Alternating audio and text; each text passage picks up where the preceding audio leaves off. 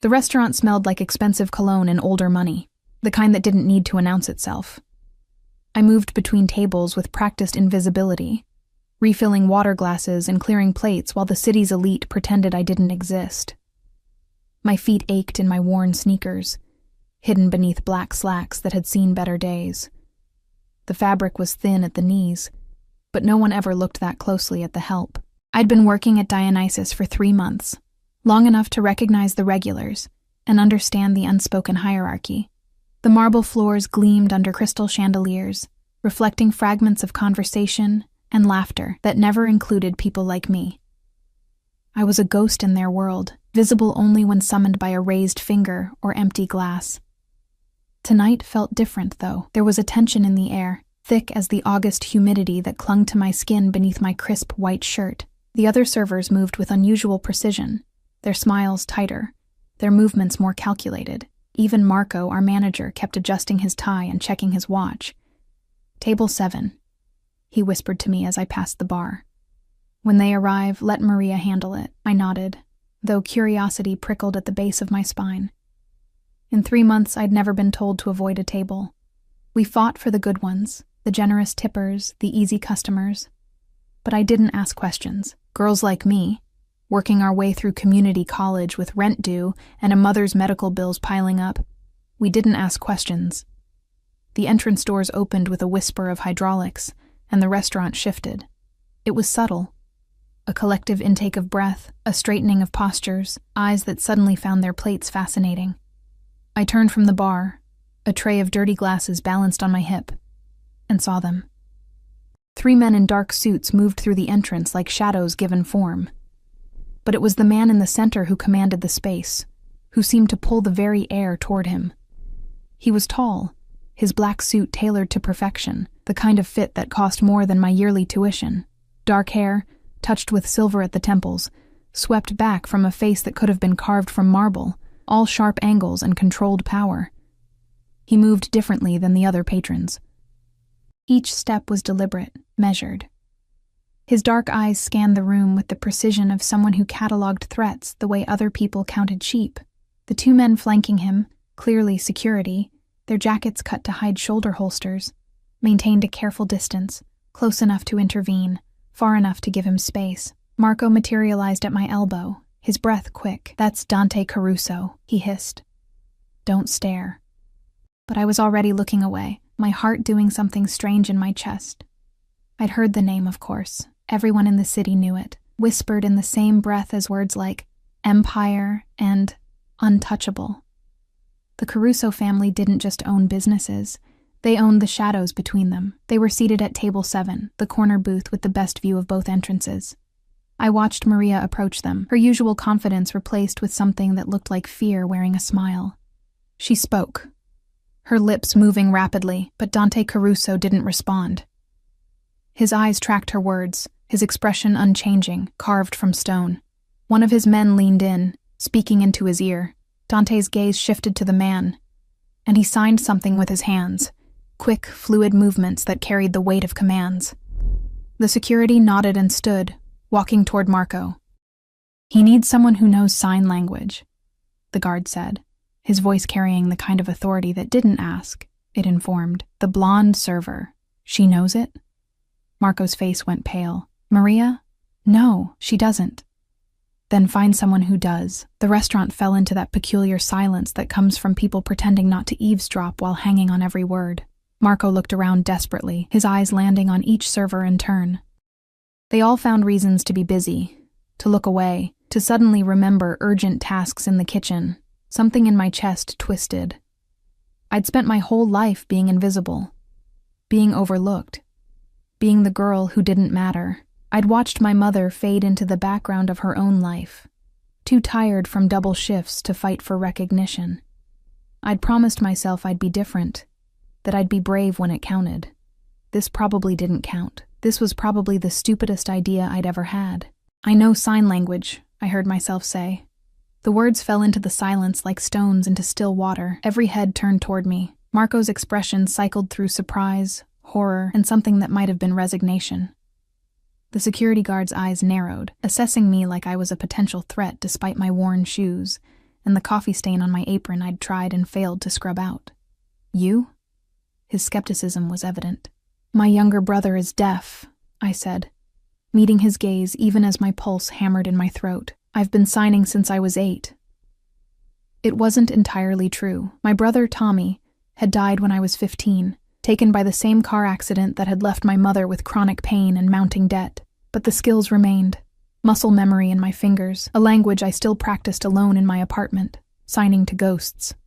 The guard studied me for a long moment, then turned and walked back to the table.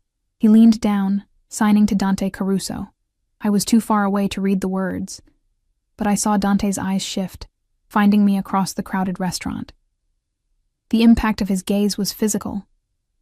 Dark eyes, almost black in the low light, locked onto mine with an intensity that made my breath catch. He didn't look away, didn't blink, just studied me with the kind of focus that suggested he could see through my carefully constructed armor to the scared girl beneath. Then he signed something.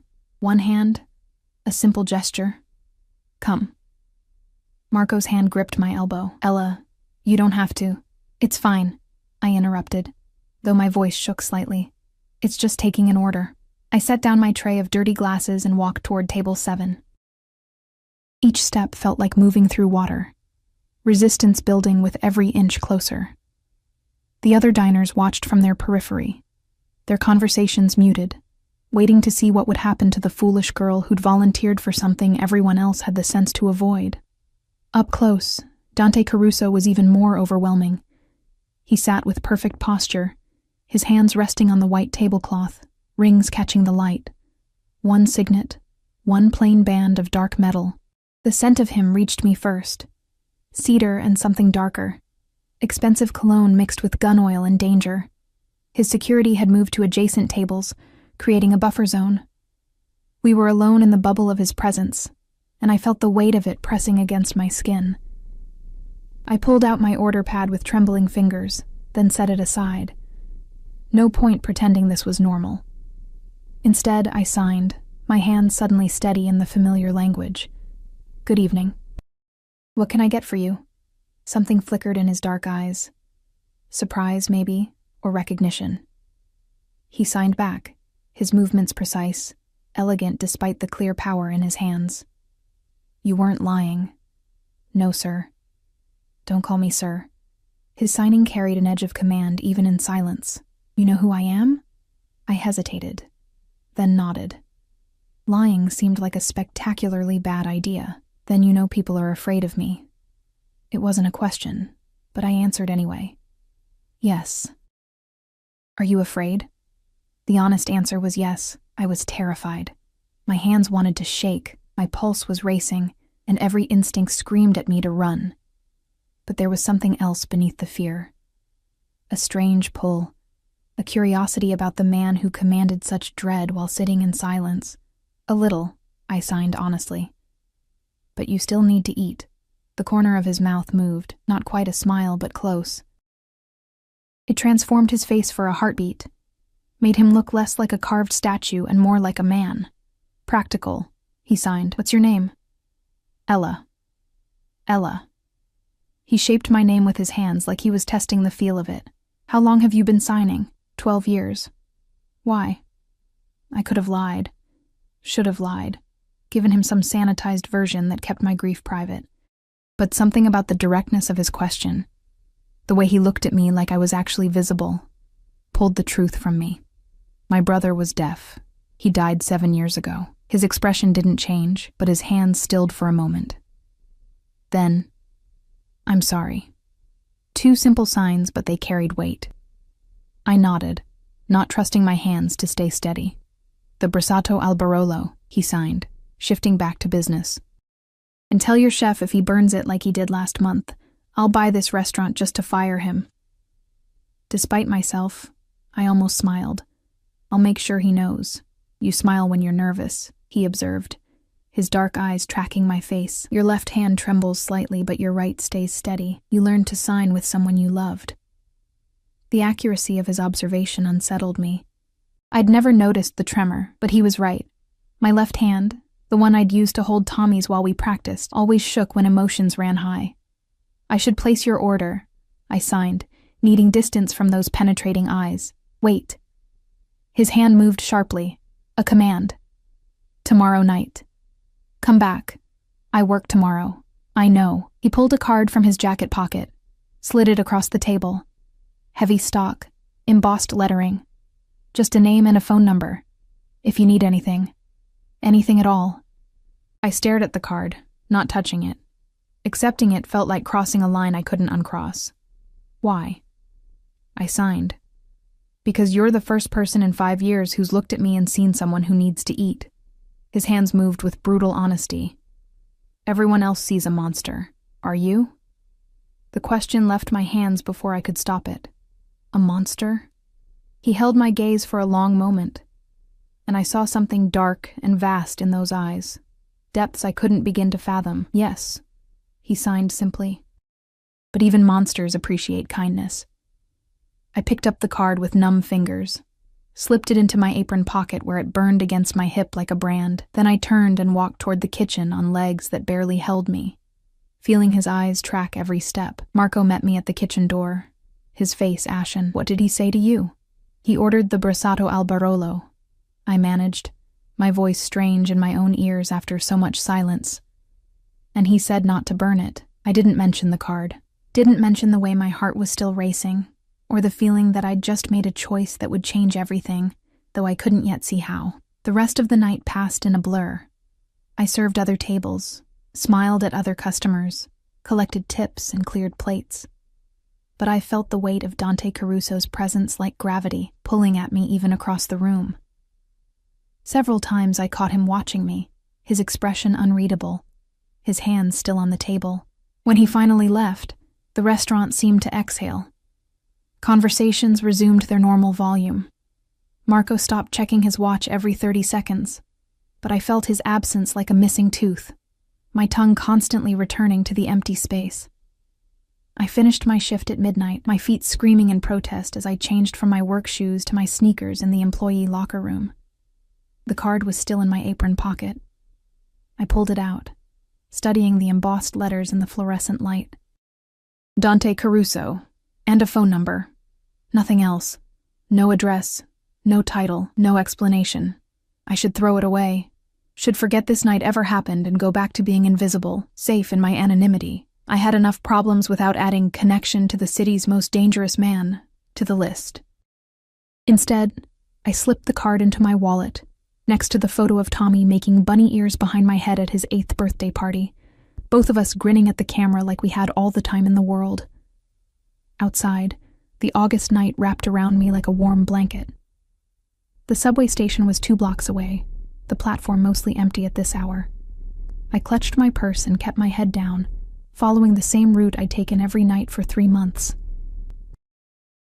I didn't see the man following me until he was already too close. The footsteps behind me were too deliberate to be coincidence. I'd learned to read the rhythm of the city, the rushed commuters, the leisurely tourists, the predators who moved with purpose. These steps had purpose. My hand tightened on my purse strap as I quickened my pace. The subway entrance glowed ahead, a beacon of fluorescent safety. Just 1 more block, 50 more steps. I counted them in my head, the same way I'd counted Tommy's heartbeats in the hospital, desperate arithmetic that never changed the outcome. Ella. The voice cut through the humid air, unfamiliar and sharp. I didn't stop, didn't turn. My mother's warnings echoed in my head. Never acknowledge them. Never let them know you're afraid. Ella Monroe. Closer now. I know you can hear me. The use of my full name froze me mid-step. Nobody at the restaurant knew my last name except Marco, and he'd never give it out. The personnel file was locked in his office, which meant I turned. The man was average height, average build, with the kind of face that disappeared in crowds. Brown hair, brown eyes, a suit that cost more than my monthly rent but lacked the tailored perfection of Dante's. He held his hands visible, empty, but something in his smile made my stomach clench. "Who are you?" I demanded, voice steadier than I felt. "A friend." He took a step closer. I took one back. "I saw you talking to Dante Caruso tonight. Quite the conversation for a waitress. I took his order, that's my job. In sign language. How convenient. His smile widened, and I saw the calculation behind it. You know what he is, don't you? What his family does? I know I need to catch my train. I turned again, but his next words stopped me. Your mother's medical bills are substantial. Mount Sinai Hospital, Dr. Patterson. The collection notices must be piling up. Ice flooded my veins. How do you... I know a lot of things, Ella. I know you're 3 months behind on rent. I know you're taking 12 credits at community college because that's all you can afford. I know you eat ramen 4 nights a week and skip lunch most days. He pulled a business card from his pocket, held it out. I also know how to make those problems disappear. I didn't take the card. What do you want? Information. About Dante Caruso, his routines, his conversations, who he meets with. His voice was casual, like he was asking for the time. You have access now. He gave you his card. He'll trust you eventually. All I need is for you to pay attention. Remember what you see. You want me to spy on him? The words tasted like ash. I want you to survive. You think working yourself to death for minimum wage and tips is going to save your mother? She needs surgery, Ella. Real surgery. Not the pain management they're giving her because it's all Medicaid will cover. He stepped closer, lowering his voice. I'm offering you a way out. A way to actually help her. My throat tightened. He was right about all of it. The bills, the collection notices, the way I woke up at 3 a.m. calculating how many double shifts I'd need to keep the lights on. My mother's pain had become white noise in my life. Background radiation I'd learned to ignore because acknowledging it meant acknowledging I couldn't fix it. Who are you? I asked again. Someone who wants to see Dante Caruso pay for his crimes. He finally lowered the card. Think about it. You have my number if you change your mind.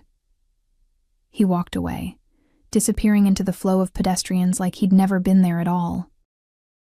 But the card remained in my hand, and the knowledge of my private struggles remained exposed, violated. I made it to the subway on autopilot, collapsed into a plastic seat in the empty car. My hands shook as I pulled out both cards, the heavy embossed one from Dante, the cheap business card from the stranger. Michael Torino. Private investigator. I should call the police, report the threat, the stalking, the attempt at blackmail. But what would I even say? A man offered me money to watch someone? He hadn't threatened me, hadn't touched me. He'd just laid bare the mathematics of my desperation and offered a solution.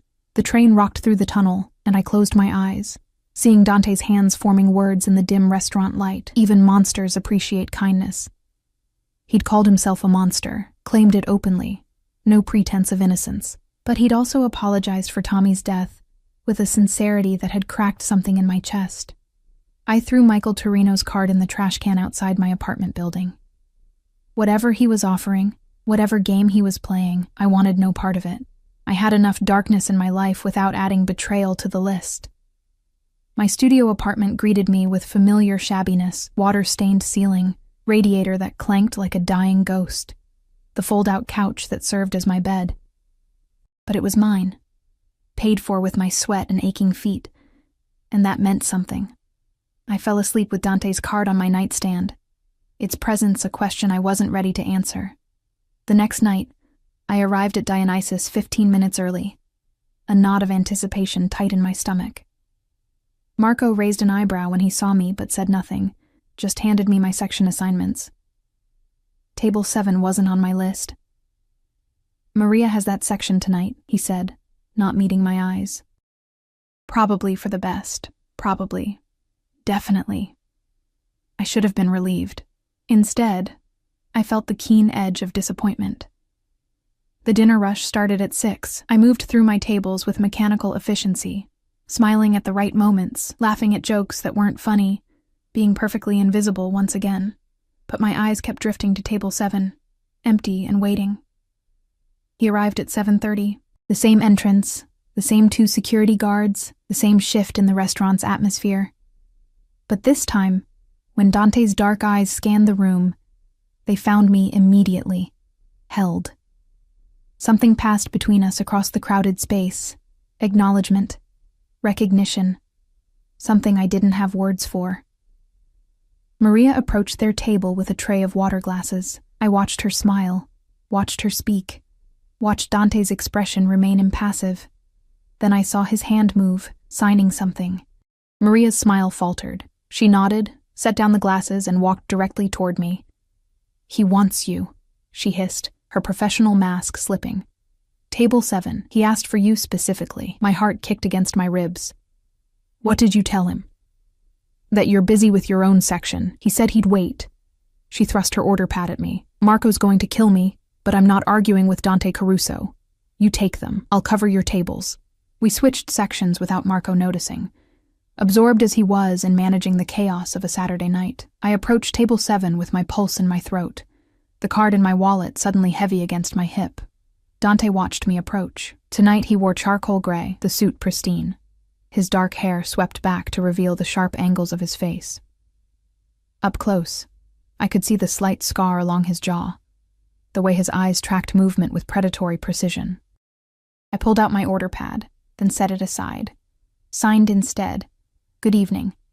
"You came back," he signed, and I couldn't read his expression. "I work here. You could have requested a different section, different shift." His hands moved with certainty. "You didn't." He was right. I could have. Should have. The smart thing would be to stay far away from Dante Caruso and his dark eyes, and the way he made me feel visible in a way that was both terrifying and intoxicating. "You said you wanted me to come back." I signed before I could reconsider. "I did." He leaned back slightly, studying me. "Do you know why?" "No. Because you treated me like a person. Not a king, not a threat, just someone who needed to eat." He paused, his next sign slower, more careful. "It's rare and valuable. I'm just a waitress. You're not just anything." His correction was sharp. What did the man want last night? The question hit me like cold water. I must have shown my shock because his expression hardened. "You were followed from here. A man in a brown suit spoke to you for approximately 4 minutes outside the subway entrance on 3rd Street. My people observed but didn't interfere. I'm asking now, what did he want?" My hands felt numb. He'd had me followed, had people watching me, the violation of it mixed with something else. A twisted kind of protection I didn't ask for but apparently had anyway. "How did you—" I started, but he cut me off. "I protect what's mine. Answer the question." "I'm not yours." I signed, anger giving me courage. "You became mine the moment you approached this table. No arrogance in the statement, just fact. Now tell me what he wanted." I should have lied, should have walked away, quit my job, disappeared into the city's anonymous masses. Instead, I told him the truth, my hands shaping words that felt like betrayal, even though I'd already decided against Michael Torino's offer. "He wanted me to spy on you, said he'd pay off my mother's medical bills if I reported on your movements, your meetings." Dante's expression didn't change, but something shifted in his eyes, a darkness that made my breath catch. "And you said?" "No." I threw away his card. "Why?" The question seemed genuine. He really wanted to know why I'd turned down money I desperately needed to avoid betraying a man I didn't know. "Because I don't sell people," I signed simply. "Not even monsters who appreciate kindness." The corner of his mouth moved again, that almost smile that transformed him. He reached into his jacket and pulled out a phone, typed something quickly, then set it aside. "Michael Torino," he signed. "Private investigator. Works for the Moretti family. They're trying to find leverage against me." He paused. "He'll be taken care of." My stomach dropped. Taken care of could mean anything, and I had a feeling I didn't want to know the details. "I don't want anyone hurt because of me." I signed quickly. "He threatened you, invaded your privacy, tried to manipulate you." Dante's hands moved with controlled fury. "That has consequences. Please." I didn't know why I was pleading for a man who'd stalked me, but the thought of violence on my behalf made my skin crawl. Just make him stop.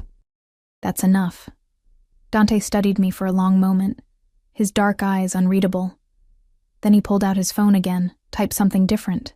When he looked up, his expression had softened fractionally. "He'll be convinced to leave the city. No permanent damage." His next signs came slower. "You're too soft for this world, Ella." "Maybe," I signed. But I'm still here. Yes, you are. He gestured to the empty seat across from him. Sit, I'm working. I own 40% of this restaurant. Sit. The revelation shouldn't have surprised me, but it did. Of course he owned part of Dionysus. Men like Dante Caruso owned pieces of everything. Invisible empires built on silence and power. I glanced around. Marco was occupied with a difficult customer. The other servers were deliberately not looking our way. I slid into the booth across from Dante, acutely aware of his security watching from nearby tables, their eyes tracking every movement. Your mother's medical bills, he signed. Mount Sinai. Dr. Patterson. Chronic pain from a car accident 7 years ago. I went still. How much do you know? Everything.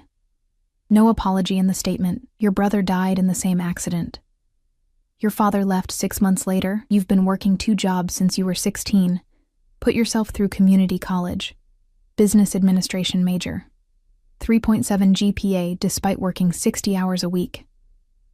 Hearing my life summarized in his hands felt surreal, invasive, like being dissected under bright lights. Why? I signed, my hands shaking now. Why do you care?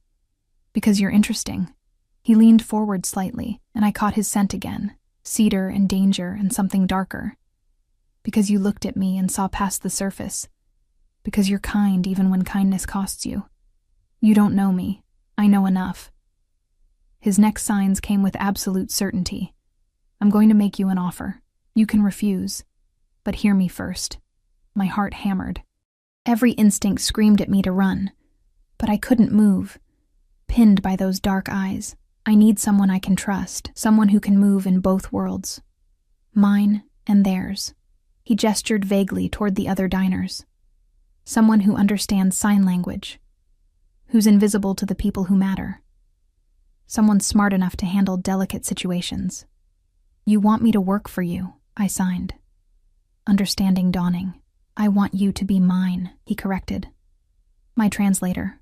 My eyes and ears. You'll be compensated in places I can't go. Generously. Your mother's bills paid. Your tuition covered. A better apartment. In exchange for what? Your loyalty? Your discretion? Your time? He paused. And eventually, if you're willing, more than that. The last part sent heat through my chest. Confusing and dangerous. I don't understand. I signed. Though I was afraid I did. I think you do. His eyes held mine. I'm a patient man, Ella. I can wait for you to see what I already know. Which is? That you belong with me. He gestured between us. Was inevitable from the moment you decided not to be afraid. I stood abruptly, the booth suddenly suffocating. This is insane. You don't know me. I don't know you. Yesterday was the first time we met. Time is irrelevant. He remained seated, calm in the face of my panic. But I won't force you. Think about it. The offer stands. And if I say no, then you say no. His signs were gentle now. I'm not the monster everyone thinks I am, Ella. Not with you. But you are with everyone else, yes. No hesitation. Which is why I can protect you. Why I can give you the life you deserve instead of the one you're surviving. I grabbed my order pad, needing something normal to hold on to. I need to get back to work. Of course. He picked up the menu, the conversation apparently over. I'll have the osso buco tonight. And Ella? I paused, looked back. Be careful walking home. Michael Torino might be handled, but the Moretti family has other resources. Stay in well-lit areas. Take cabs when possible. His expression darkened. Or accept my offer, and you'll have a driver. Your choice. I walked away on numb legs, my mind spinning. The rest of the night passed in a haze. I served Dante's osso buco, watched him eat in silence while his security maintained their vigilant watch. He left a $1,000 tip on a $60 meal, and a note written in elegant script. My offer expires in 1 week. Choose wisely. I stared at the money, at the note, at the impossible choice being laid before me. A week ago, my biggest problem was making rent. Now I was being courted by a mob boss who looked at me like I was something precious and terrifying all at once. I should run. Should disappear into the anonymous safety of poverty and obscurity. Instead, I carefully folded the note, and slipped it into my wallet, next to his card, next to Tommy's photo. 1 week. 7 days to decide if I was brave enough, or foolish enough, to step into Dante Caruso's dark and glittering world. The week stretched before me like a tightrope, each day a step closer to a decision I wasn't ready to make. I went through the motions, classes in the morning, Dionysus at night, visiting my mother on Wednesday afternoon like I did every week, but my mind stayed fractured, split between the safe poverty I knew and the dangerous luxury Dante offered. My mother looked smaller every time I saw her, curled in her worn recliner with a heating pad pressed against her lower back. The apartment smelled like menthol and old coffee, the afternoon light filtering through yellowed curtains to paint everything in sepia tones. "You look tired, baby," she said, her voice raspy from the pain medication that never quite worked. "Are you sleeping?" "I'm fine, Mom." I busied myself in her kitchen, washing the dishes she'd let pile up, restocking her pill organizer. The prescription bottles lined the counter like soldiers: hydrocodone, gabapentin, muscle relaxers that left her fuzzy and distant. "How's the pain today?" "Same as always." She shifted, wincing. "Dr. Patterson wants to try a new physical therapy protocol, but insurance won't cover it. Says it's experimental." I gripped the edge of the sink, staring at my distorted reflection in the faucet. Insurance wouldn't cover it. The story of our lives, written in denied claims and mounting debt. "I'll figure something out," I said, the lie familiar on my tongue. "Ella, no. You're already working yourself to death. I won't have you." I said I'll figure it out. The sharpness in my voice silenced her. I immediately regretted it, but the weight of Dante's offer pressed against my chest, making it hard to breathe. One signature, one decision, and my mother could have real treatment. Real surgery. A chance at a life without constant pain. All it would cost was my safety, my autonomy, my soul. Small price, really. I stayed until she fell asleep, her breathing evening out as the medication kicked in. Then I took the bus back to my apartment, Dante's note burning a hole in my pocket. Thursday night, Dante didn't come to the restaurant. I told myself I was relieved, but the disappointment sat heavy in my stomach. Friday, the same. By Saturday, I'd convinced myself he'd moved on, found someone else to be his translator, his eyes and ears. Then Sunday arrived. I wasn't scheduled to work, had planned to spend the day studying for my accounting midterm, but at 10 a.m., my phone rang. An unknown number with a local area code. "Hello?" Silence. Then a text came through from the same number. "This is Dante. I'm sending a car for you. Noon. Wear something comfortable." My fingers trembled as I typed back. I didn't agree to anything. The response was immediate. "I know. This isn't work. This is a date. You can say no." I stared at the words for a full minute. A date.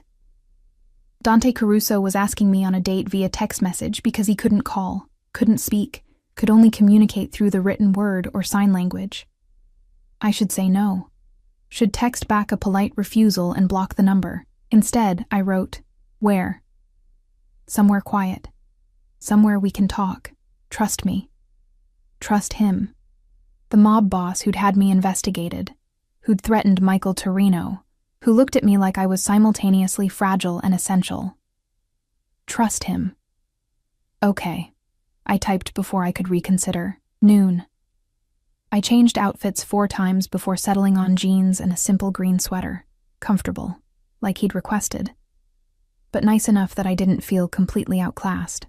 At 11:55, a black Mercedes with tinted windows pulled up outside my building.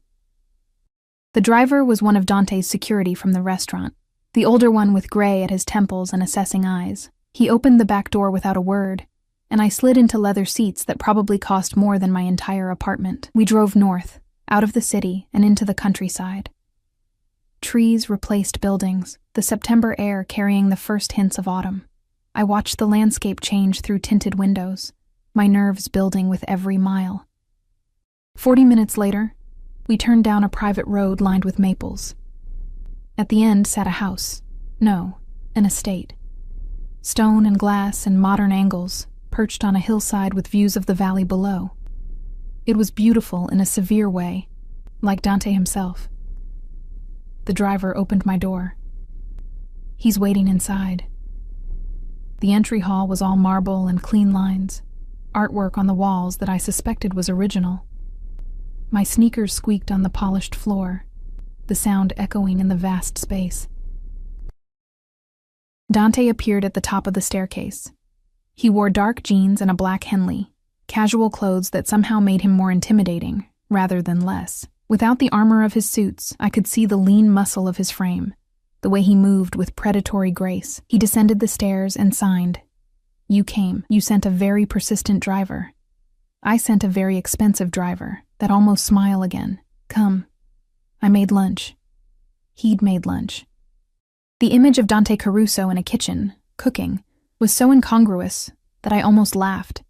He must have read my expression because his signs turned wry. I'm not completely helpless. I lived alone for years before I could afford staff. He led me through the house to a kitchen that belonged in a magazine, all stainless steel and granite, windows overlooking a garden in its autumn glory. On the island sat 2 place settings and a spread of Italian food, fresh pasta, salad, bread still warm from the oven, and tiramisu for dessert. I didn't know what you liked, he signed, something almost uncertain in the gesture. So I made everything. The vulnerability in that admission cracked something in my chest. This powerful, dangerous man had cooked an entire feast because he didn't know my preferences and wanted to give me options. It's perfect, I signed, and meant it. We sat across from each other, and for a while we just ate. The pasta was incredible, perfectly al dente with a sauce that spoke of hours of simmering. He watched me take the first bite, and when I closed my eyes in appreciation, his expression softened. My grandmother's recipe, he signed when I looked at him. She taught me before she died, said a man who can't feed himself is at the mercy of others. She sounds wise. She was. He paused, his hands stilling. She was also the only person who never treated my deafness like a tragedy. She learned sign language, taught the whole family, made sure I knew I wasn't less than anyone. I set down my fork. How long have you been deaf? Since birth. Genetic. My father saw it as weakness, proof I wasn't fit to lead. His signs turned harsh. He was wrong. Obviously. I gestured around the kitchen, the implication clear. He'd built an empire despite, or perhaps because of, what others saw as limitation. Tell me about your brother, he signed, changing the subject. The request caught me off guard. Most people avoided mentioning Tommy, treating his death like a conversational landmine. What do you want to know? Everything. What made him laugh? What he dreamed about? How you signed together? So I told him. About Tommy's obsession with dinosaurs. His collection of plastic T-Rexes that lined our shared bedroom windowsill. About how we'd developed our own signs for things that didn't have official ones. Our secret language within a language. About the night of the accident, the drunk driver who'd run a red light. The way Tommy had signed I love you in the ambulance before the machine started screaming. My hands shook through the telling, and I had to pause several times to collect myself. Dante didn't rush me, didn't offer empty platitudes. He just watched with those dark eyes, absorbing my grief like it was something precious. When I finished, he reached across the table and took my hands in his. The first time he'd touched me, his palms were warm, calloused in unexpected places, and his grip was gentle, despite the obvious strength in his fingers. Thank you for telling me. He signed when he released me, his movements slow and sincere. He would be proud of who you've become. Tears burned behind my eyes. I blinked them back, reaching for my water glass. Why am I here, Dante? I signed when I trusted my hands again. Really here. This isn't about the job offer. No, he agreed. It's not. Then what? He stood, came around the island to my side. Up close, I could see the silver threading through his dark hair, the fine lines at the corners of his eyes. He was older than I'd initially thought. Maybe late 30s, early 40s. I'm going to tell you something, he signed. And you're going to think I'm insane. I already think that. His mouth curved into a real smile this time, transforming his severe features into something almost boyish. Then the smile faded, replaced by an intensity that made my breath catch. I've been deaf my entire life, he signed. I've learned to read people better than anyone who can hear. Body language, micro-expressions, the things people try to hide. It's how I've survived. How I've built what I have. I nodded, not sure where this was going. When you walked toward my table that first night, I read you like a book. Saw your fear, your courage, your desperation. But I also saw something else. He paused, his hands hovering between us. I saw someone who could see me. Really see me. Not the empire or the reputation or the danger. Just me. Dante, let me finish. His signs were gentle but firm. I've had women throw themselves at me for years. Beautiful women, sophisticated women, women who want the power or the money or the thrill of danger. I've never wanted any of them. My heart was pounding now, a rabbit trying to escape my ribs. But you, he continued, his dark eyes locked on mine. You with your worn shoes and coffee-stained apron, treating me like I was just someone who needed to eat. You didn't want anything from me, didn't try to impress me. You were just kind. That's not a reason to... I started, but I didn't know how to finish. To want you? He stepped closer, and I could feel the heat of him, smell cedar and danger. To need you? You're right. It's not rational. It's not safe. But it's true. You don't know me, I signed, echoing my earlier protest. I know you work yourself to exhaustion for a mother who can barely afford her medication. I know you honor your dead brother by keeping his language alive in your hands. I know you're studying business administration because you want to open your own restaurant someday. I know you skip meals so you can save money, but you always tip the homeless man who sits outside your subway stop. Each statement hit like a physical blow. He really had investigated everything. That's stalking, I signed, anger, and something else warring in my chest. That's protection. No apology in the correction. The moment you approached my table, you became visible. And in my world, visibility is dangerous. I needed to know who you were, if you were a threat, if you could be trusted. And you're none of those things. He raised his hand slowly, giving me time to pull away, and cupped my face. His palms were warm against my cheeks, his touch impossibly gentle for a man who commanded an empire of violence. You're just Ella. Brave, kind, stubborn Ella, who throws away cards from private investigators and defends men who call themselves monsters. I should go, I signed, but I didn't move, trapped in the gravity of his touch. You should, he agreed, but you won't. Because you feel it too, this pull between us, this inevitability. He was right, and I hated him for it. I did feel it, had felt it from the moment our eyes met across the restaurant, a connection I couldn't explain and didn't want to examine. This is crazy, I signed against his palms. You're dangerous. Your world is dangerous. I would never let anything hurt you, he interrupted, his signs fierce despite his gentle touch. Never. You would be protected, cherished, given everything you've ever wanted. I don't want things. Then what do you want? The question hung between us, demanding honesty. What did I want? Safety? Security? A life where I didn't wake up calculating which bill to pay and which to let slide? Or did I want something more, something reckless and terrifying and real? I want to stop being invisible, I signed finally, the truth scraping out of me. I want to matter. You matter to me. His thumbs brushed my cheekbones. A feather-light touch that sent shivers down my spine. You've mattered since the moment you chose courage over fear. I'm still afraid. Good. His signs were approving. Fear keeps you smart, but don't let it keep you from living. He dropped his hands and stepped back, giving me space to breathe. My face felt cold where his touch had been. I'm not asking you to decide everything today, he signed. Just agree to see me again. Let me show you what your life could be. No obligations, no strings, just possibility. And the job offer? Separate. If you want to work for me, we'll discuss terms. But this, he gestured between us, this has nothing to do with business. What does it have to do with? Us. Simple. Direct. Terrifying.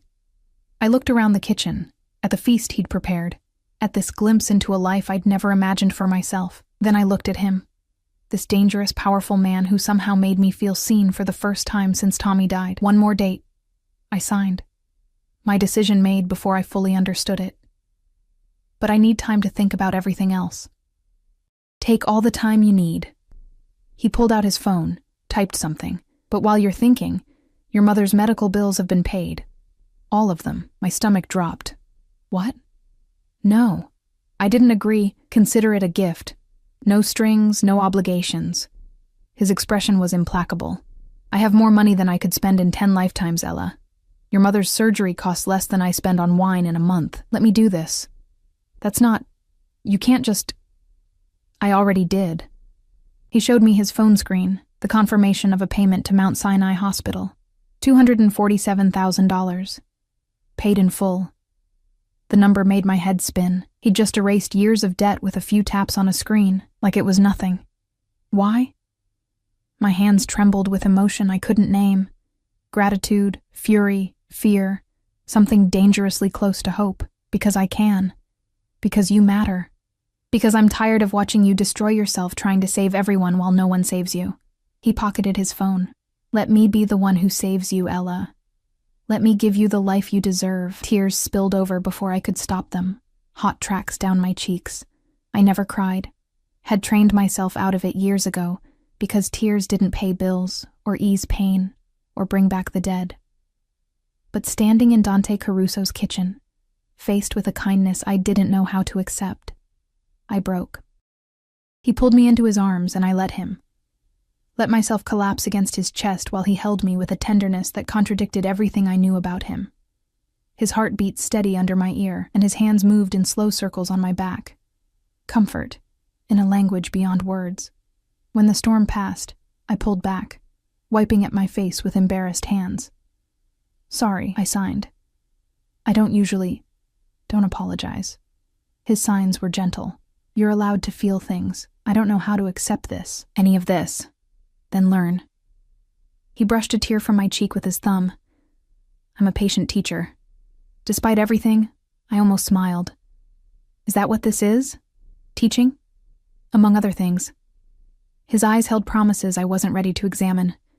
Come, let me show you the rest of the house.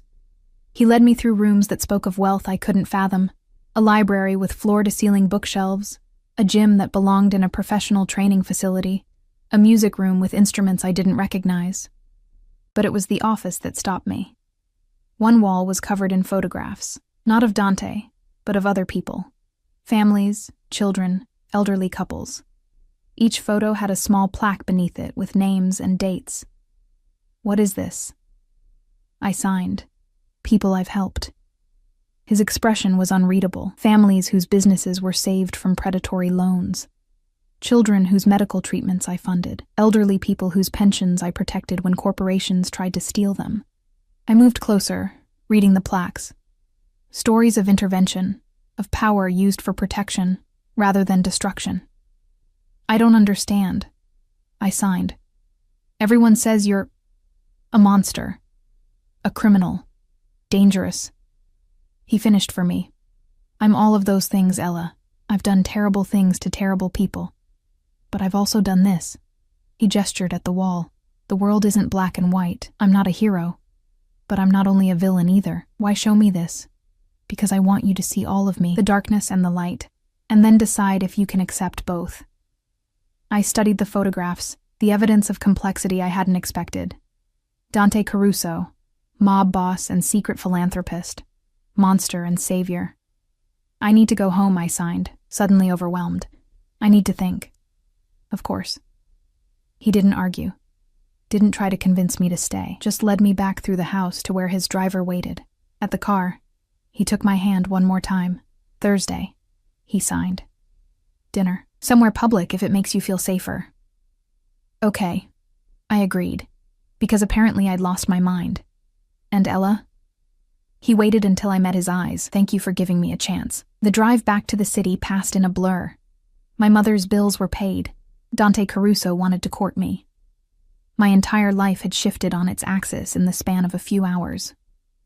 When I got home, I found a package waiting outside my door.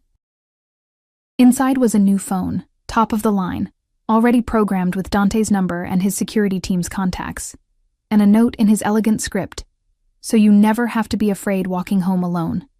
The phone has a panic button. Press it, and my people will come. Always. I sat on my fold-out couch, holding the phone, staring at my shabby apartment with new eyes. In 1 week, Dante Caruso had seen all of me, the poverty, the struggle, the grief, and instead of looking away like everyone else, he'd stepped closer. And God help me, I wanted to let him. Thursday arrived wrapped in autumn rain, the kind that turned the city gray and made everyone huddle deeper into their coats. I stood in front of my closet, if the narrow alcove with a hanging rod could be called that, and faced the reality that I owned nothing appropriate for dinner with Dante Caruso. My work uniform hung on one end, my 3 pairs of jeans on the other, and between them a collection of sweaters and discount store blouses that had seen better days. Nothing that said, I'm going to dinner with a mob boss who paid my mother's medical bills and keeps looking at me like I'm something precious. The new phone buzzed on my nightstand. A text from Dante. A package will arrive in 1 hour. Open it. I texted back. I can dress myself. I know. But I want to give you this. Let me. The package arrived exactly 60 minutes later, delivered by a professional courier in a black suit. Inside the discreet garment bag was a dress the color of deep wine, silk that whispered against my fingers like water. The label was Italian, the kind of designer I'd only seen in magazines. It fit perfectly, because of course he knew my size. Of course he'd anticipated this. I should have been angry at the presumption. Instead, I stood in front of my bathroom mirror and barely recognized the woman looking back. The dress transformed me. Or maybe it just revealed what had always been there, hidden beneath exhaustion and discount clothing. My dark blonde hair, usually pulled back in a practical ponytail, hung loose around my shoulders. My green eyes looked brighter against the wine silk. I looked like someone who belonged in Dante's world. The thought terrified me. At 7 p.m., the same black Mercedes pulled up outside. But this time, when the driver opened the door, Dante himself was waiting in the back seat. He wore a charcoal suit with a black shirt, no tie, the top button undone to reveal the hollow of his throat. His dark eyes traveled over me slowly, taking in every detail, and what I saw in his expression made heat pool low in my stomach. Beautiful, he signed simply. I knew you would be. I slid into the car, acutely aware of the silk against my skin, the subtle scent of his cologne in the enclosed space. You didn't have to buy me a dress, I wanted to. He picked up my hand, pressed his lips to my knuckles. The gesture was old-fashioned, courtly, and impossibly intimate. Let me spoil you, Ella. I have so few chances to give gifts that matter. The restaurant was in Tribeca, exclusive enough that it didn't have a sign, just a discreet address and a doorman who clearly knew Dante on sight. We were led through the main dining room to a private area in the back, a single table set for 2 beside floor-to-ceiling windows overlooking the rain-slicked city. Security took positions at nearby tables, far enough to give us privacy, close enough to intervene if needed. I'd stopped being surprised by their constant presence. Dante pulled out my chair himself, a gesture of courtesy that felt genuine rather than performative. When he sat across from me, he immediately began signing. I want to know everything about you. Start with your first memory. That's a strange first date question. I signed back. We don't have time for normal. His expression was serious. I need to learn you, Ella. All of you. Start anywhere. So I did. I told him about my childhood in Queens, my father's construction business that failed during the recession, the slow dissolution of my parents' marriage under the weight of financial stress, about Tommy's diagnosis, the way it became the center of our family's universe, about the accident, the hospital vigil, the funeral where I'd signed the eulogy because speaking felt impossible. He listened with absolute focus, his dark eyes never leaving my face, his hands occasionally moving to ask questions or offer comfort. The waiter brought course after course, scallops, risotto, duck prepared 3 ways, but I barely tasted any of it, too absorbed in the conversation flowing between our hands. Your turn, I signed when I'd exhausted my history. Tell me about your family. His expression shuddered slightly. What do you want to know? Everything. Fair is fair. He leaned back, his fingers drumming once on the table, a rare display of uncertainty. Then he began to sign. My father was Vittorio Caruso. You've probably heard the name. I had. Vittorio Caruso had been a legend in organized crime, brutal and effective until a rival family's bomb had ended his reign 5 years ago. He saw my deafness as weakness. Dante continued. Tried to keep me out of the business. Said I'd be a liability. My mother disagreed. She was the one with real power. Her family had connections my father needed. She made sure I was educated, trained, prepared to lead. She sounds formidable. She was. Past tense. Cancer took her 3 years ago. By then, I'd already proven my father wrong. Being deaf isn't a weakness. It's a superpower in my world. I notice things hearing people miss. I read body language like you read books. No one can lie to me. No one? I challenged. He smiled, a real one this time. You don't lie, Ella. Your face shows everything you feel. It's one of the things I love about you. The word love hung between us. Casual but loaded with meaning. I shifted in my seat, suddenly warm. Tell me about the business. I signed, changing the subject. The legal parts. Real estate mostly. Legitimate construction. Some import, export. We own pieces of restaurants, hotels, nightclubs. The Caruso name opens doors. And the illegal parts? You don't want to know the details. Yes, I do. I leaned forward. If you want me in your life, I need to understand all of it. The darkness and the light, remember? He studied me for a long moment, then nodded slowly. Protection services, gambling. Some controlled substances, though I've been phasing that out, too unpredictable. We handle problems for people who can't go to the police. Sometimes that means violence. Sometimes it means worse. Worse than violence? Information can destroy more thoroughly than bullets. His signs were matter of fact. We collect secrets, leverage, proof of indiscretions. Then we use them when necessary. Blackmail. Insurance. He didn't flinch from my assessment. The world we live in runs on power, Ella. Those who have it and those who don't. I make sure my family, my people, always have enough to survive. At what cost? Whatever it takes. No apology, no justification. Just honesty. I told you I was a monster. I meant it. I should have been repulsed. Should have stood up and walked out, called a cab, returned to my safe, poverty-stricken life. Instead, I asked, the wall of photographs in your office. How does that fit with the rest? Balance. He signed the word with both hands. Perfectly level. I was born into darkness. I've made peace with what I have to do to survive in it, but I also have power, resources, the ability to change lives. Why shouldn't I use that for good when I can? That's not how it usually works. I'm not usual. His smile was wry, in case you hadn't noticed. Despite myself, I smiled back. I noticed. The waiter brought dessert, chocolate souffle with gold leaf, because apparently that was a thing. Dante watched me take the first bite, and the intensity of his gaze made me hyper-aware of my mouth, my tongue, the way I closed my eyes in appreciation. When I opened them, his expression had darkened with something that wasn't quite dangerous, but definitely wasn't safe. What? I signed. You. Just that. But the word carried weight. Do you have any idea what you do to me? My pulse jumped.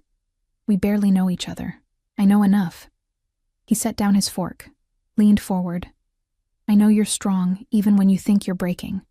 I know you protect people you love with everything you have. I know you see the world in shades of gray instead of black and white, which is rare and valuable. And I know that when you smile, really smile, it feels like sunlight in places that have been dark for years. The confession stole my breath. Dante, I'm not good at this, he interrupted, his signs almost clumsy with emotion. Courtship, romance, the normal progression of relationships. My world doesn't allow for normal, so I'm just going to be honest. I want you, Ella. In my life. In my home. In my bed. I want to wake up to you and fall asleep beside you. I want to give you everything you've ever needed and things you haven't thought to want. That's not... I started, but I didn't know how to finish. Not realistic. Not possible. Not what I'd planned for my life. Tell me what you're afraid of, he signed, his dark eyes searching mine. Really afraid of. I looked away, out the window at the rain-soaked city. The truth sat heavy on my tongue, begging to be spoken, signed. I'm afraid you'll consume me, I admitted finally. That if I step into your world, I'll disappear into it. Become just another possession, another beautiful thing you own. Never. The force of his signing made me look back. You could never disappear, Ella. You're too bright, too essential. I don't want to own you. I want to give myself to you. There's a difference. Is there? In your world? In my world, yes. He reached across the table, took both my hands in his. I've owned many things. Property, businesses, people's loyalty bought with money or fear. But what I feel for you isn't ownership. It's reverence. The word hung between us, enormous and terrifying. You barely know me. I signed against his palms, my last defense. Then let me learn. His thumb stroked the inside of my wrists, finding my racing pulse. Give me time.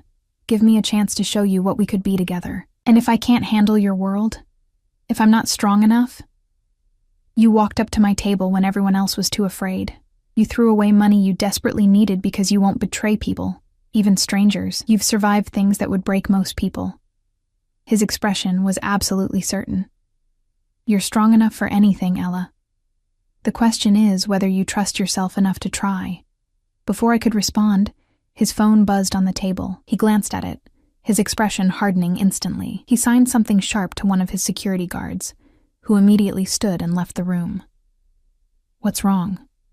I signed. Nothing you need to worry about, but his jaw was tight. His body language shifted to something more predatory. Business. I need to make a call. I'll be right back. He kissed my hand again, then stood and moved to a corner of the room, pulling out his phone. I watched him type rapidly, his expression growing darker with each message. One of the security guards approached me, signed, Mr. Caruso asks that you wait here. Don't leave the restaurant. Is he okay? He will be. Just stay inside.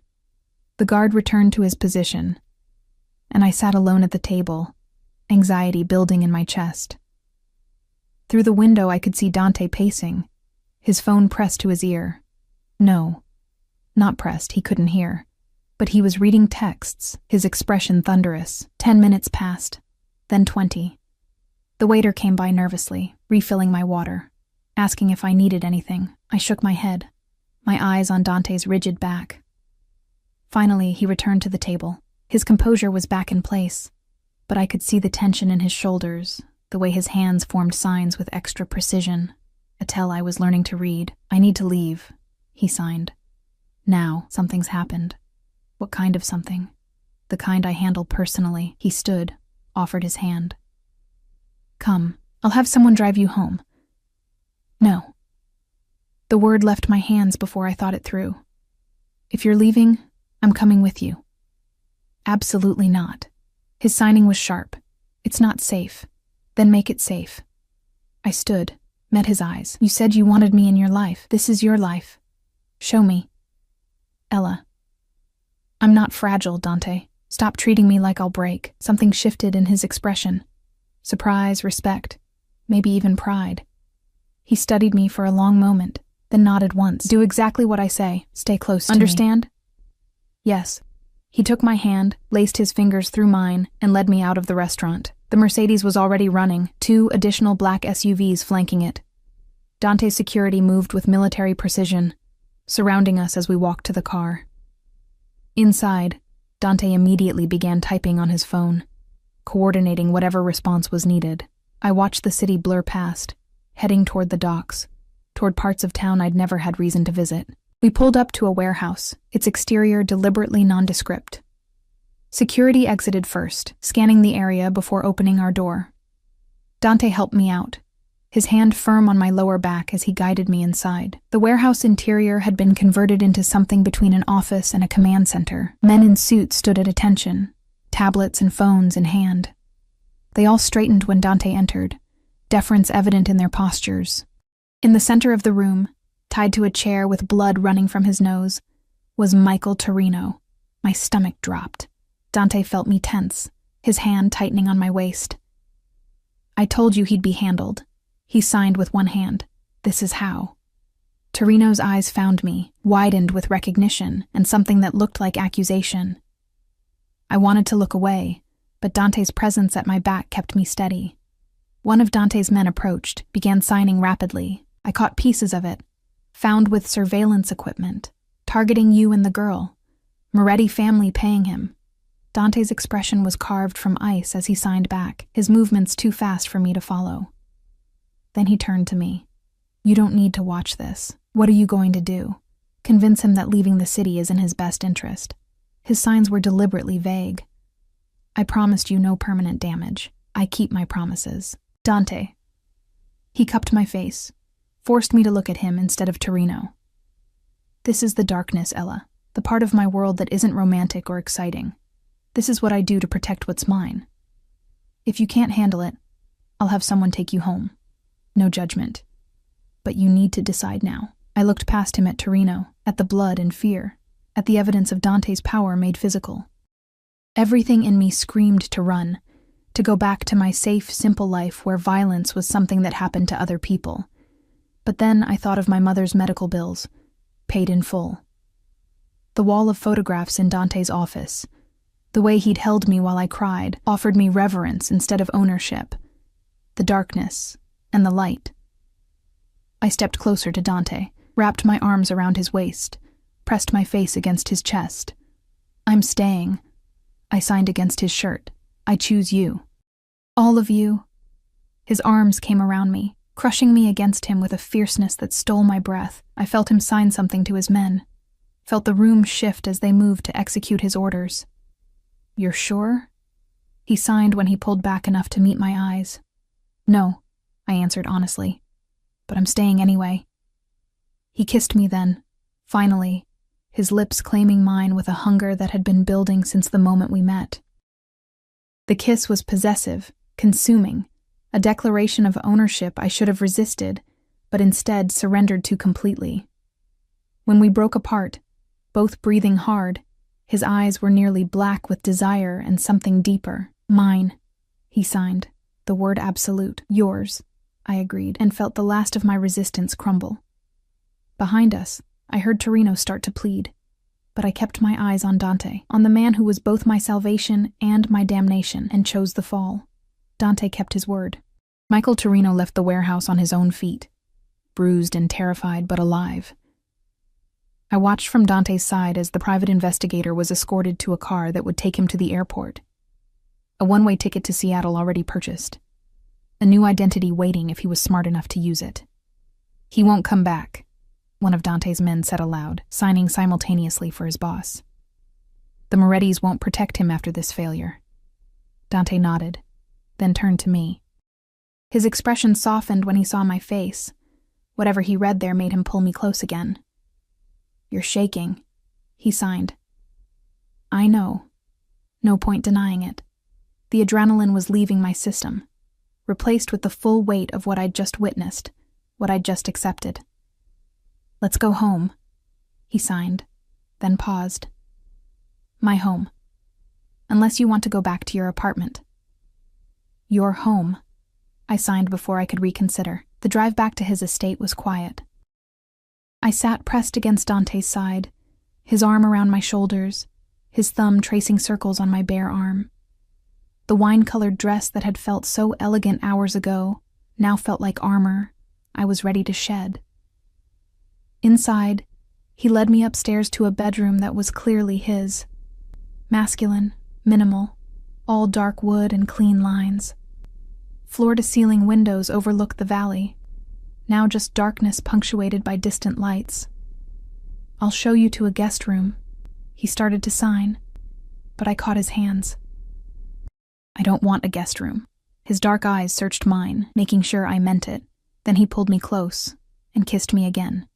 Slower this time, thorough and devastating. His hands found the zipper of my dress, paused in question. I nodded. The silk pooled at my feet, and I stood before him in just my underwear, feeling simultaneously vulnerable and powerful under his hungry gaze. He signed something too fast for me to catch, then switched to pulling me against him, his mouth on my neck, my collarbone, everywhere he could reach. We made it to the bed in a tangle of limbs and desperate touches. He undressed with efficient grace, revealing lean muscle and scattered scars, evidence of a life lived dangerously. I traced one with my finger, a puckered mark on his ribs that looked like a knife wound. Later, he signed when I paused. I'll tell you all of it later. Right now, I just need you. And I needed him too. Needed to feel something other than fear and uncertainty. Needed to claim this choice I'd made with my whole body. He was patient despite his obvious desire, taking time to learn what made me gasp, what made me arch against him. When we finally came together, it felt like inevitability, like every choice I'd made since approaching his table had been leading to this moment. Afterward, I lay against his chest, listening to his heartbeat, feeling his fingers trace patterns on my spine. The silence between us was comfortable now. Familiar. A language we'd learned to speak fluently. He shifted to sign. Stay. Not just tonight. Move in with me. That's fast. I signed back, but without real protest. We don't have time for slow. His expression was serious. I know what I want, Ella. I've known since the moment you looked at me and saw someone who needed to eat instead of someone to fear. I'm not playing games. I'm asking you to build a life with me. I barely know how to accept dinner. I signed, half joking, half serious. You're asking me to accept everything. Yes. No hesitation. Your apartment lease ends next month. Move in here. Finish your degree. I'll arrange for you to transfer to a better school. All expenses covered. Work if you want to, or don't.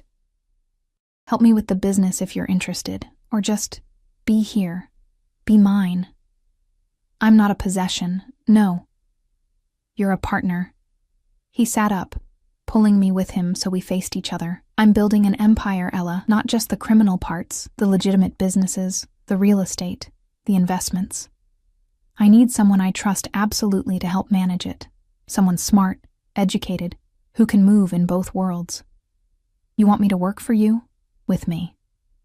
The distinction was important, as my equal, my other half. I'm a waitress with a community college education. I signed, reality crashing back in.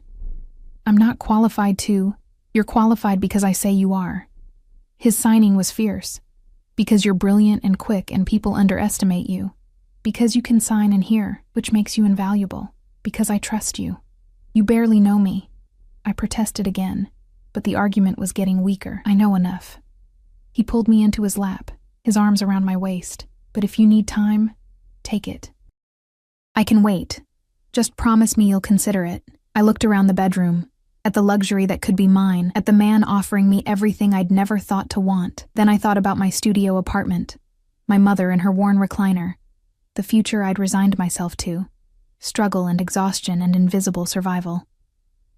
Okay, I signed. I'll move in. Trial basis. 3 months. If it doesn't work, it will work. His confidence was absolute, but fine. 3 months. Then you'll see I'm right. Despite everything, I smiled. Arrogant. Accurate. He kissed me again, softer this time.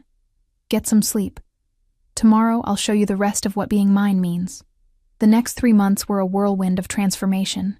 Dante was true to his word about everything. I transferred to Columbia, my tuition paid in full, my class schedule arranged around my new role in his organization. I learned the legitimate businesses first, the real estate holdings, the construction contracts, the import-export operations that provided legal cover for the less legal activities underneath. I became Dante's voice in meetings, his translator in negotiations, his eyes and ears in places he couldn't go. People who'd dismissed me as just another pretty girl learned quickly that I spoke for Dante Caruso, and that made me untouchable. My mother's surgery was scheduled for December. Dr. Patterson called me personally, apologetic for the delay, but optimistic about her prognosis. She'd have real relief for the first time in 7 years. When I visited to tell her, she cried, partly from joy, partly from fear of what I'd done to make it possible. Ella, baby, she said, gripping my hands, this man you're with, he's dangerous, isn't he? I could have lied. Should have lied. Instead, I nodded. But he treats you well? Her eyes searched mine, looking for signs of coercion, of fear. He treats me like I'm precious, I said honestly. Like I matter. She studied me for a long moment, then squeezed my hands. Then I won't judge. God knows I made my own choices about who to love. Just be careful. Promise me. I promise. But being careful was becoming increasingly difficult. The deeper I got into Dante's world, the more I saw of both the darkness and the light. I sat in on meetings where he negotiated protection deals that bordered on extortion. I also watched him fund a youth center in his old neighborhood, providing jobs and hope to kids who'd otherwise end up on the wrong side of his business. The Moretti family made 2 more attempts to undermine him, once through a business rival, once through a smear campaign in the press. Dante handled both with ruthless efficiency, and I learned not to ask too many questions about the details, but he never lied to me. When I asked, he told me the truth, no matter how dark. I had them beaten, he said one night, signing in the darkness of our bedroom. We'd started speaking aloud more, my voice and his hands creating a hybrid language between us. Not killed, but hurt badly enough that they won't try again. Does it ever bother you? I signed back. The violence? Yes. His honesty was brutal, but it's necessary. In my world, mercy is weakness. Hesitation is death. I protect what's mine, whatever it takes, and I'm yours. You're mine. He pulled me against him, his hands possessive on my waist. But you're also your own. That's the difference. I would never stop you from leaving if you wanted to. But I'd do anything to make you want to stay. I stayed. December arrived with the first snow, transforming the estate into something from a winter fairy tale. My mother's surgery was scheduled for the 15th. Dante insisted on the best surgical team, a private recovery suite, round-the-clock nursing care. The morning of the surgery, I was a nervous wreck. Dante found me in the kitchen at 5 a.m., staring at coffee I hadn't drunk, my hands trembling too much to hold the cup steady. He took it from me, set it aside, pulled me into his arms. She'll be fine. He signed against my hair. I have the best team money can buy. They won't fail. You can't control everything, I signed back, my fear making me sharp. Watch me. And somehow, impossibly, he was right. The surgery took 6 hours but went perfectly. Dr. Patterson came out beaming, showing us the scans, explaining how they'd repaired the nerve damage that had caused her chronic pain. She'll need physical therapy, he said. But barring complications, she should have full mobility and minimal pain within 6 months. I collapsed against Dante's chest, sobbing with relief. He held me while I fell apart, his presence solid and unshakable, the foundation I'd built my new life on. Christmas came 2 weeks later. Dante insisted on celebrating at the estate, inviting my mother once she was recovered enough to travel. She arrived in one of his cars, her eyes wide as she took in the mansion, the grounds, the obvious wealth. Jesus, Ella, she whispered. You said he was comfortable. This is obscene. I know. I helped her out of the car, noting how she moved with less pain already. Her steps more confident. But it's home now. And Dante met us at the door, signing a formal greeting that I translated aloud. My mother studied him with a mother's assessing gaze, looking for the danger she knew was there, the threat to her daughter. What she saw made her expression soften. He looks at you like you hung the moon, she said quietly. He looks at me like I'm real, I corrected. Like I matter. You've always mattered, baby, I know. But with him, I feel it. Dinner was intimate despite the formal dining room. Just the 3 of us and a handful of Dante's most trusted people. He'd arranged for a translator to be present so my mother could communicate with him directly, a courtesy that made her tear up. Thank you, she said through the translator, signing clumsily but earnestly. For taking care of my daughter. For everything. Dante signed back, and I watched my mother's face as the translator spoke his words. Ella saved me before I saved her. I'm the one who should be grateful. After dinner, Dante led me to the library, where a small wrapped box waited under the Christmas tree he'd had installed. It was the only present there. We'd agreed not to exchange gifts, since he'd already given me everything. Open it, he signed. Inside was a ring. Not an engagement ring. We hadn't discussed marriage, both of us content with the commitment we'd already made. This was different. A heavy band of white gold with a single black diamond, elegant and unusual and perfect. It's a promise, He signed as he slipped it onto my right hand. That you'll always have a home with me, that you'll always be protected, that you'll always matter. Tears blurred my vision. Dante. I love you. He interrupted, the signs clear and certain. I should have said it sooner. I've known for months. You're it for me, Ella. The only one. The last one. I love you too. I signed back. The truth of it overwhelming, even though you're terrifying and possessive and probably bad for me. Especially because of those things, he signed with a slight smile. You like the danger. Admit it. And God help me, I did. I'd grown addicted to the edge, to living in both worlds, the legitimate and the criminal, the light and the dark. I'd become someone new in the past 3 months, someone stronger and bolder and unafraid of her own power. Yes, I signed. I like the danger. I like you. Just like? Love. I corrected, pulling him close. I love you. New Year's Eve arrived with a party at the estate, a proper celebration with hundreds of guests from both Dante's worlds. Politicians and criminals, CEOs and enforcers, all moving through the mansion like they belonged together. I wore midnight blue silk, my hair swept up, the black diamond ring catching light as I moved through the crowd.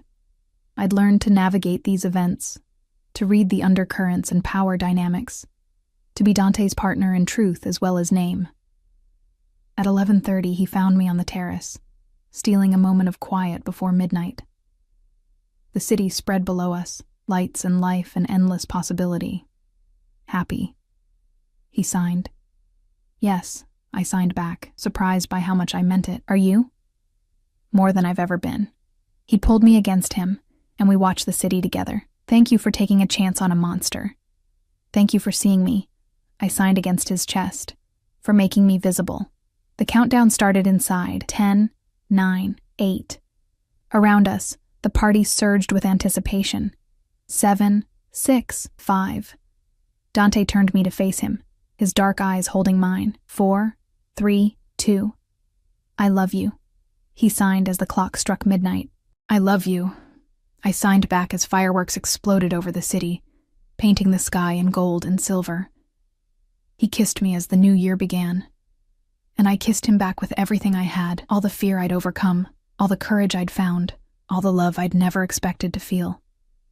6 months ago, I'd been invisible, grinding myself to dust in a futile effort to survive. Now I stood in the arms of the most dangerous man in the city, wearing silk and diamonds, powerful in my own right.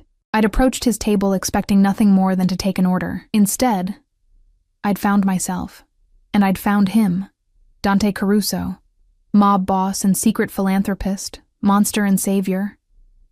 The man who'd seen me when I was invisible and made me his equal. The party continued around us, but we stayed on the terrace, wrapped in each other, watching the fireworks paint the sky. Tomorrow would bring new challenges, new dangers, new opportunities to navigate the complicated world we'd built together. But tonight, we just held each other and felt the weight of what we'd become, two people from different worlds who'd found a way to create their own. What are you thinking? Dante signed eventually. That I should have been more afraid. I signed back honestly. That I should have run. But you didn't. No, I chose you instead. Best decision you ever made. He signed with absolute confidence. Arrogant, I signed, but I was smiling. Accurate, he corrected, echoing our first real conversation. Come inside. I want to dance with you. Inside? He'd arranged for the music to be extra loud, the bass strong enough to feel through the floor. He pulled me onto the makeshift dance floor, his hands on my waist, his body moving against mine in perfect rhythm despite his inability to hear the music, because Dante Caruso didn't need to hear to understand tempo, didn't need sound to feel the beat. He read it in the movements of others, in the vibrations through his feet, in the language of bodies moving together. Just like he'd read me from the very first moment. We danced until dawn, surrounded by his empire and my new life, celebrating everything we'd overcome and everything we'd become. And when the last guest finally left and the sun rose over the valley, Dante took my hand and led me upstairs to our bedroom, to the life we'd built together from courage and desire and love that transcended sound and silence. Welcome home, He signed as we collapsed onto the bed, exhausted and happy. I've been home for months, I signed back, pulling him close. Home is wherever you are. He kissed me then, soft and sweet and full of promise. And I kissed him back, tasting our future, complicated and dangerous and absolutely perfect. I'd walked up to his table when everyone else was too afraid, and he'd given me everything I'd never known to ask for. The deaf Mafia boss and the invisible waitress. The monster and the girl who saw past his darkness. We'd found each other in the chaos, and we'd built something real. Something permanent. Something worth every risk I'd taken. Forever, Dante signed against my lips. Forever, I agreed, and meant it with every fiber of my being. Outside, the world continued, dangerous and uncertain and full of shadows. But here in his arms, I'd found my light, and I was finally, perfectly visible.